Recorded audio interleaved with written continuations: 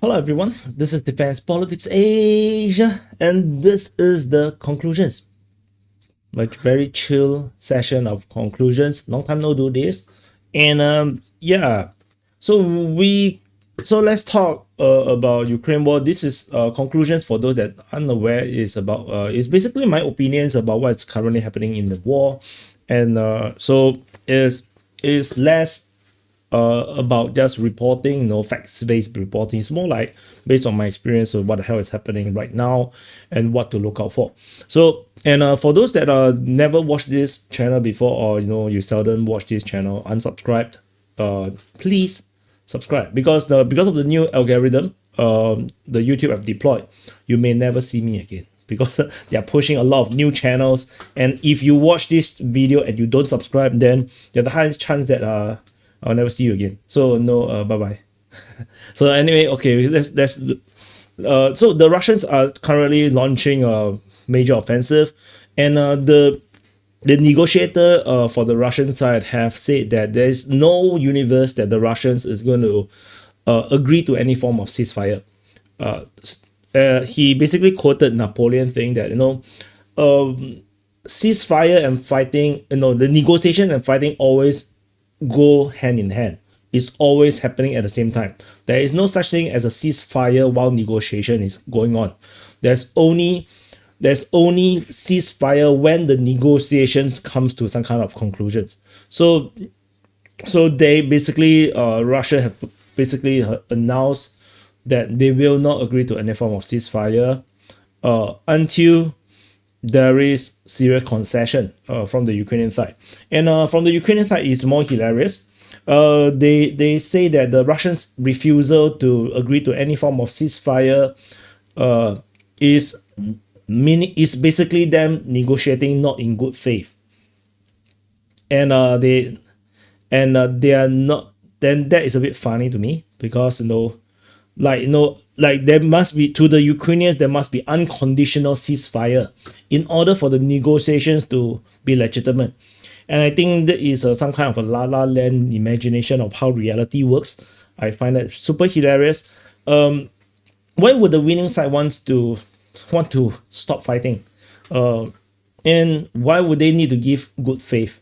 No, like they can also have their faith on their own troops to just conquer the whole of Ukraine. So this is a bit weird. Like Ukraine continues to talk from a position of strength. Like they continue to talk as if that they are the one actually winning the war, which is very, very bizarre. Like when can we stop having this no this weird reality where like the wrongs always talk as if they are right? No, the crazy one talk as if that the normal ones are the one that is crazy. Like this, like remember the woke world, which is now dying. The entire woke culture is now dying, right? Like the woke world, like even like you look at movies like in Disney or in Hollywood, generally speaking, like they make a woke movie and people don't watch it, is our fault because we are bigots. No, we are Nazis. No, we are racist. So we don't watch their movie. No, we are anti-woman. Like it's crazy. And this thing is now is resolving itself in United States because of the change of the president. They enforce no more DEI nonsense in United States. But this problem is still existing in Europe, and it's probably getting worse. And this cognitive dissonance regarding Ukraine war is now really clashing really hard with the this more realist Russia and this pragmatic America. Like Trump and Putin have perfectly no problems talking to each other. Like they perfectly understand all the real situations. But both sides, especially the American side, they are like finding it really difficult to talk to Ukraine because it's like talking to these crazy people where they have, like what Trump literally say, Zelensky have no trump cards. They literally have no cards, but they refuse to talk. We refuse to agree to anything. And yeah, this is basically the result. And like I have kind of predicted, this is this is the same thing happened during the first 2022 Turkey peace negotiation. It's the same thing happening. If you look at the Ukrainians' narrative, the way the rhetorics, the way what they say in public, it's already clear that the Istanbul Agreement in 2022 will never work out because they were all out in propaganda war, going full 100% anti-Russia. They are dying for more fighting. They're gonna take back Crimea and everything. And I basically, when I was reporting, I totally just dismissed the whole peace negotiation thing outright. And I feel like it's while I was doing all this sit rep, right, during those early days, I say that it's not going to happen. And indeed, it didn't happen. Russia, in good faith, gave up the entire northern flank. But honestly, that is also nonsense. Russia did not in good faith give up the northern flank. Russia basically cannot hold the northern flank without achieving some kind of effective use of their limited troops. So they give up the northern flank, concentrate all the effort in Donetsk, and basically almost entirely capture almost the entire of Lugansk or Luhansk. So that's what the Russians did. They know that with this spread out of the troops, they are not going to have enough concentration of power to make major breakthroughs, which is why they give up the entire northern flank, because that was not the main objective. The main objective of the northern flank was simply to put pressure on Ukraine government to give up Donbass, basically Donetsk and Lugansk. The Russians were not actually wanting to take Zaporizhzhia and Kherson at those early days. It was the peace talk then was purely Lugansk and Donetsk. And now the Russians have wanted more, because the Russians have spent invested way more, so they need to take back more. So they wanted Zaporizhzhia and Kherson. If this peace talk fail again, which is likely to fail, then I'm gonna think that the Russians will want to take more than just these 4 oblasts. I think they're going to get more, but it's not going to be so easy because Russia currently do not have much grounds captured in the other oblasts, like in Sumy or in Kharkiv, is very minimal. So unless the Russians have major captures, it's very hard to claim oblast in Ukraine, which means that we might see that once this peace negotiation fail, we might see a totally new phase of Russian offensive. Maybe, I'm just saying maybe, just speculating that they're going to launch one big arrow offensive, and I think this is about where the timing is as well, because remember I have already done a video where I did this analysis with the help of AI with Grok 3 to try to study how long the Ukrainians can keep up with troops numbers to maintain effective combat effectiveness. And the estimation is around 1 to 4 months time.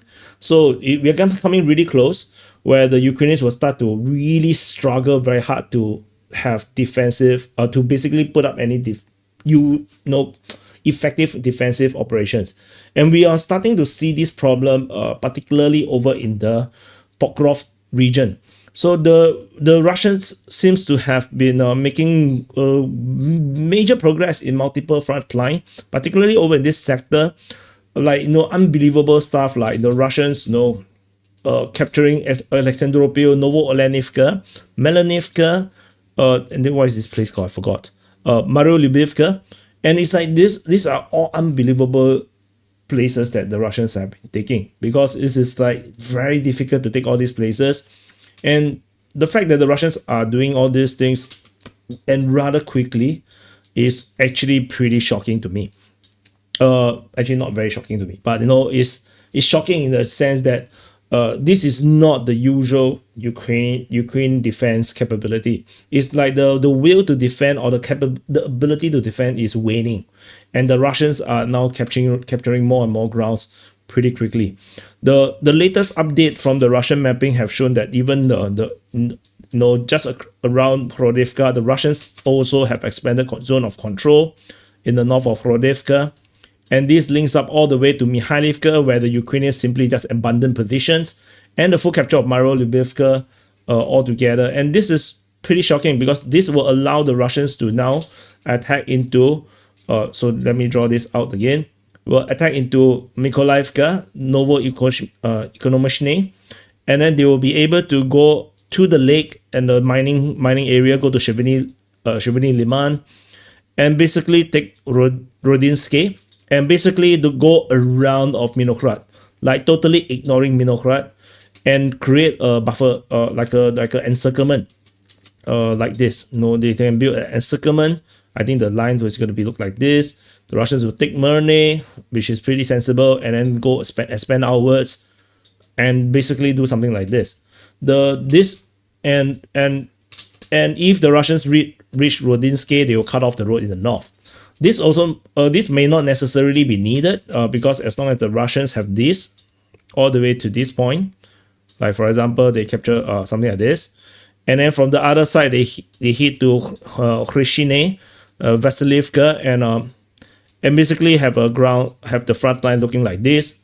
Then the Ukrainian forces will be stranded like this, and with this envelopment, where the Russians are basically threatening a full encirclement, the Ukrainian forces will have to abandon this twin city. This is what I think the general direction is going to be. And if the Ukrainians are losing such an important strategic place like Myro-Lubivka, Melanivka, this is like places where you should not lose, and the Russians have taken them out, then this major operation might now become very, very possible. And the only thing that is waiting for now is actually to take a look at this situation over on the west of Pokrovsk, whether the Russians is going to head north of Kotliny, Udashny. So this is something that we should look out for, because once they go there, they cut this road, then it's going to be a big problem. Then they're definitely going to go for Khrishine, basically forcing the Ukrainians into just one road out, basically this road. So this is something. And another big problem with the Ukrainians, this one relates to PR, is not that important in terms of the strategic military sense, is basically the border. So this is the border of this is a Dnipropetrovsk Oblast, and this is Donetsk. D&D. Yeah. So basically the Russians are coming really close. This is the latest front line changes, and it's coming really close. We are talking about a distance merely around 2 kilometers. And once the Russians pass to the other side of the border into Dnipropetrovsk, it will be the first time the Russian forces reach Dnipropetrovsk Oblast, and this is going to be a PR disaster for the Ukrainians. And which is why the Ukrainians over the past few months have been concentrating a lot of their defense effort along this sector. They are trying really hard to defend this line to prevent this eventuality. But in strategic sense, in military sense, it's totally not that important to defend this area. It's really not that important. But the Ukrainians tends to cherish PR more than military importance. Like if you look at from the Russian perspective, you see how the Russians have dealt with the Kursk offensive, right? Where the Ukrainians basically penetrate deep into Kursk region, where the Ukrainians attack, like use another color, attack into Sudja, capturing Sudja. They try to push out, go all the way north as far as Sodatske, going up north, go all the way to Snagorsk and all that. The Russians basically allows the Ukrainians to run as far as they want to. But the thing is, logistics couldn't keep up, if you go too far. And once the Ukrainians stretch to their maximum capability, then the Russians basically got them pinned, and then the entire maneuver warfare is gone from the Ukrainian side. And you see the Russians are pretty okay with trading grounds for time, but the Ukrainians can't. Ukrainians seems to be no more obsessed with this PR thing. Instead of allowing the Russians to penetrate through, create weak spots in their lines and then you counterattack. No, that is maneuver warfare. No, the Ukrainians don't do that. No, they rather sit in the trench and burn away cannon folders. But that seems to be the situation that is we are looking at, and the Ukrainians are spending all the effort in Pokrovsk. That's one. The another major things happening is over on the just nearby over at the Toretsk sector of the New York front. The Russians seems to be really penetrating pretty far from Toretsk region, and this is all looking really bad with tremendous pressure coming from the east, and this is looking like the Russians is on the verge of full capture of Toretsk as well. It's coming really close. The Russians even penetrated to near Plishevka previously. So we are looking at some very messy defensive operations around at Toretsk. Like for the Ukrainians to constantly trying to have positions in these regions, they are risking the soldiers' life. Like you can see, how we previously there's this incursion. The Ukrainians attack, into Toretsk. This is just like a few days ago, or 1 week ago. But you can see how the lines look like. This is basically jumping into the mouth of the tiger. And I suspect that the troops that is having these operations most likely did not survive for too long, because this is basically suicide.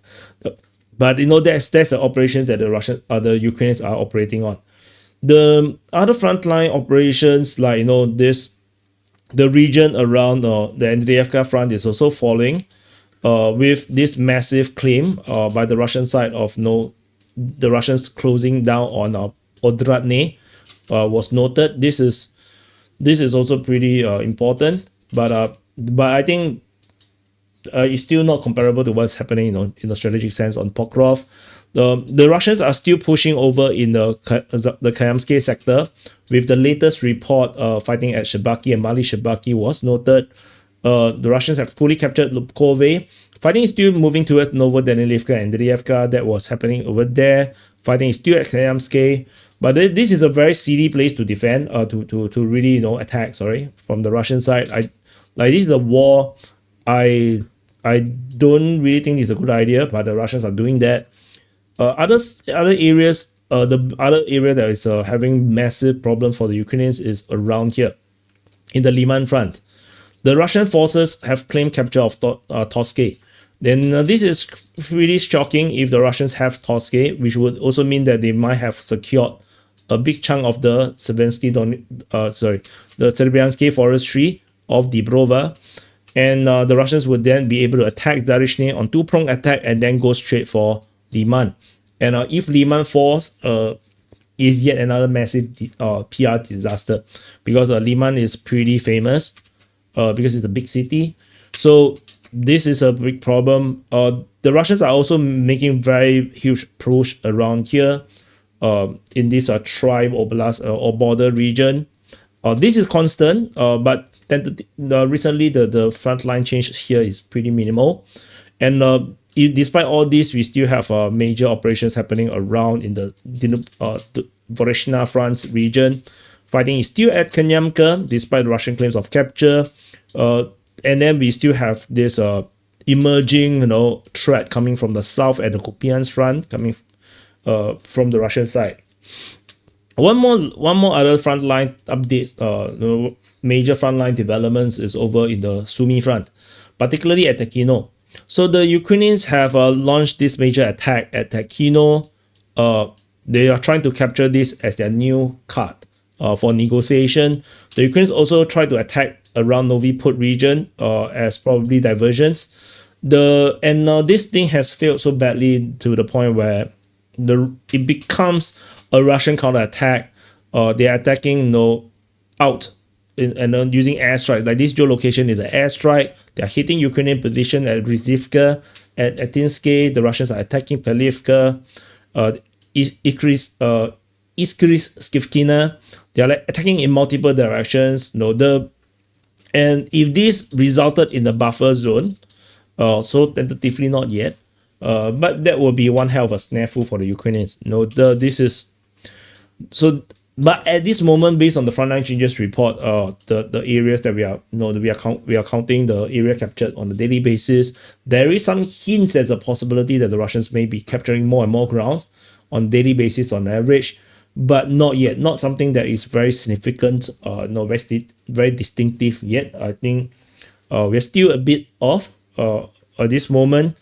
Like I mentioned, the usual nowadays for the past more than 1 year now, 1.5 years, has been around 10 square kilometers a day on average, or 10 square kilometers plus.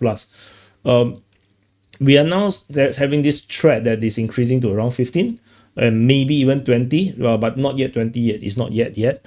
But if they raise to 20 square kilometers, then we're going to see the first crack, the first major crack. Like, 10 square kilometers is already a crack. But, when you reach to 20 square kilometers a day, is a major crack. That means that some of the front line is now having a massive collapse. So that is something to take note of. Not yet. Like I said, based on the calculation, there's probably 1 more month to go before we are going to see severe manpower issues plaguing the Ukrainian defensive operations. So this is something to note of. I think, but again, I'm going to come back to the peace negotiations. I don't expect much progress. Donald Trump have promised that he will implement more sanctions on Russia. He claims that Russia is now struggling due to lower oil price, which I believe that is the case. But I also want to note that it's not going to affect the military operation because the Russian side has already fully funded the military operation, like due to the massive earnings that the Russians have previously in 2022, 2023. And perhaps even 2024. So the funding of the military operations is already accounted for. The Russians have no problem with funding. So this low oil price is not going to affect too much. The Russian economy is also now evolving towards becoming more self-sufficient in manufacturing. The same thing the Americans are now trying to do. The Russian side is starting to put pressure on imports, particularly on vehicle imports coming from China, because the Russians want to develop their own manufacturing capability, expand the manufacturing within their own country, particularly vehicles, to protecting their own vehicle companies. That's something that's starting to happen, and the Russians are also starting to put pressure on train cargos, because the Russian side is a bit unhappy with the Chinese continued support of Ukraine, like continued selling of military cargo to Ukraine. So that is also a thing, but not yet. The not yet very serious yet, but the Russians are definitely putting pressure, a little bit of pressure on these Chinese goods, as they are now starting to move to this new phase where it's not about survival now, because previously they worked with China because of survival issues. They needed the consumer products, because a lot of them is imported from the Europe don't want to sell anymore. They need to get alternatives. But as we move, and this thing I think I mentioned before, I'm not sure in the video, but I 100% mentioned during the DPA open mic long time ago, that the next phase after they survived is going to be developing their own domestic market, their own domestic industries. And I think that's what Russia is currently moving towards. And then by phase 3, then it will become serious competition to China for a good numbers of the industries. But that is still far off, not yet. Tentatively, we are still looking at Russia, gaining more and more confidence. You can literally see it in the way how the Russians have behaved, the Victory Day parade. So we're gonna see a much more stronger Russia and much more assertive Russia. And I don't think the Russians is going to agree to any form of peace deal without the Ukrainians withdrawing entirely from the 4 Oblasts.